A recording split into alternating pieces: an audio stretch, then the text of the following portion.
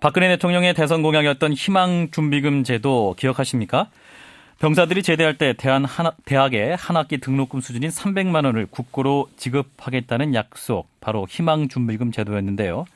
하지만 정부는 당초 공약과 달리 병사들이 자신의 월급을 적립하는 방식으로 이 제도를 바꾸어서 지난해부터 시행을 하고 있습니다. 국방부에 따르면 이제 희망준비금 제도에 가입한 병사들이 전체의 3%에 불과한 것으로 나타나고 있는데요. 이 가운데 장성 군인들의 연봉과 일선 병사들의 연봉 차이가 95배 수준이라는 국방부 자료가 공개가 돼서 또 논란이 일고 있습니다. 국회 국방위원회 소속 새정치민주연합 김광진 의원을 연결해서 이 문제 짚어보죠. 의원님 안녕하십니까? 예, 안녕하세요. 김광진입니다. 예, 희망준비금 제도부터 여쭤보겠습니다. 예. 가입한 비율이 전체 3%에 불과하다고 하는데 당초 이게 대선 공약이었잖아요. 그렇습니다. 대통령 후보 시절의 공약이기도 했고 또 여러 가지 공약을 하다 보면 이후에 대통령 인수위원회에서 걸러지지 않습니까? 예. 근데 이 사안은 대통령 인수위원회에서도 진행하겠다라고 약속을 했던 사안입니다. 예. 그럼 어쩌다가 병사들의 적금 형태로 바뀌게 된 건가요? 그러니까 사실 이게 적금 형태로 바뀌면 희망준비금이라고 하는 이름을 쓰면 예. 원칙적으로 안 될 것 같은데요. 거의 조삼모사라고 해야 될지 지로기마라고 해야 될지 이상한 공약을 하고 있는데 예. 결국은 이제 국가가 부담하겠다라고 약속을 했는데 국가가 부담할 돈은 없으니 그냥 당신들이 월급에서 돈을 모았다가 전역할 때 가져가라. 지금 이렇게 얘기를 하고 있는 것이죠. 예. 모으라는 것은 그러면 병사들의 월급을 가지고. 예, 그렇습니다. 그러니까 지금 희망준비금은 당초에는 처음에 사회자께서 말씀하신 것처럼 국고로 지원해주는 행위였습니다. 예. 그런데 지금은 국비가 지원되는 것은 10원도 있지 아니하고 장병들이 직접 자기 월급, 지금 상병 기준으로 하면 14만 원, 15만 원 정도 되는데요. 예. 그 중에서 14만 원 정도를 매달 부어야 대통령이 약속했던 300만 원 정도가 되는 것이거든요. 21개월 근무를 기준으로. 그러니까 군복무 21개월 동안 이제 300만 원 모으려면 매달 14만 2,800원을 부어야 되는데 이등병은 12만 9,400원이잖아요. 그러면 이거 그렇습니다. 집에서도 월급 용돈 받아서 저축해야 되는 거 아니에요, 그러면? 받아서 저축해서 본인이 희망준비금으로 예. 적립하는 건데. 군대에서 적금 넣어야 된다, 어머니. 어머니, 예. 군대에 적금 넣어야 되니까 돈 좀 붙여주십시오. 이래야 되는 거 아닙니까, 그러면? 군 생활하는데 들어가는 소요되는 비용에 대해서는 하나도 쓸 수 없고. 예. 그걸 다 모은다고 해도 지금 부족한 상황이 되는 것이죠. 예. 당초 근데 제도를 도입하면서 군 당국에서는 가입 희망자가 80% 이른다, 이런 발표가 있었는데. 예. 왜 이렇게 낮은 거예요?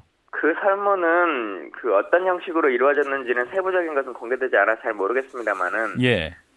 아마도 이런 생각이었을 것 같습니다. 장병들은 희망준비금이라는 제도가 있기 때문에 그런 것들을 시행되게 되면 참여하겠느냐라고 하는 취지로 받아들였을 거고. 예. 또 통상적으로 국가에서 하는 것이기 때문에 그래서 군에서 지원하는 복지 사업이기 때문에 참여하면 예를 들면 1대1 비율이나 어떤 비율로 국가가 우리가 적립하는 만큼을 매칭하지 않겠냐 이런 생각을 하고 처음에는 만약 이런 제도가 시행된다면 참여하겠다라고 얘기를 했었는데 예. 실제 이렇게 자기 돈만 부어서 하는 거였다는 것을 알았을지 그리고 그것을 알게 되니까 지금 아무도 제대로 참여하지 않고 있는 것이죠. 예, 참여는 지금 3%도 되지 않습니다. 예, 본인들 월급을 다 넣어야 한다는 상황은 모르고 답변했을 것이다.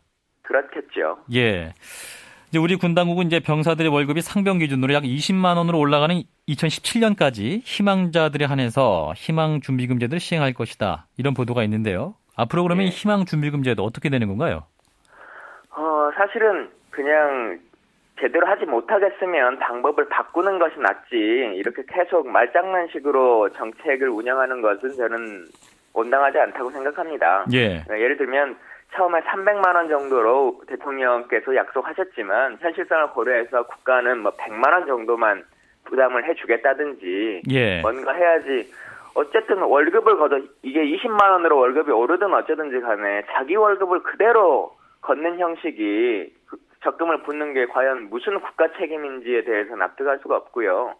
예를 들면 최소한 연금이라고 하는 것도 국가 부담분이라는 게 있지 않습니까? 예.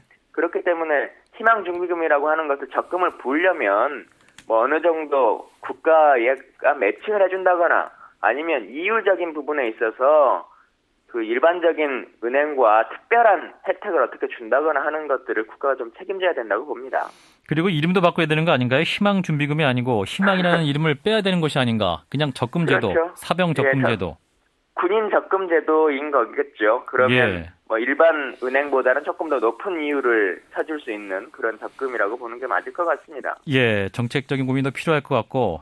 예. 자, 다른 질문 드릴게요. 어제 이제 군장성 연봉이 공개됐지 않습니까? 대장 연봉 예. 공개됐고, 이제 장성들의 평균 연봉이 일반 사병의 100여 배 수준이다. 이런 보도가 있었는데요.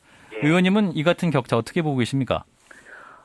기본적으로는 일반 병사의 월급을 높이는 것이 급선무라고 봅니다. 예. 그렇게 해서 격차를 줄여나가는 것이 맞을 것 같고요.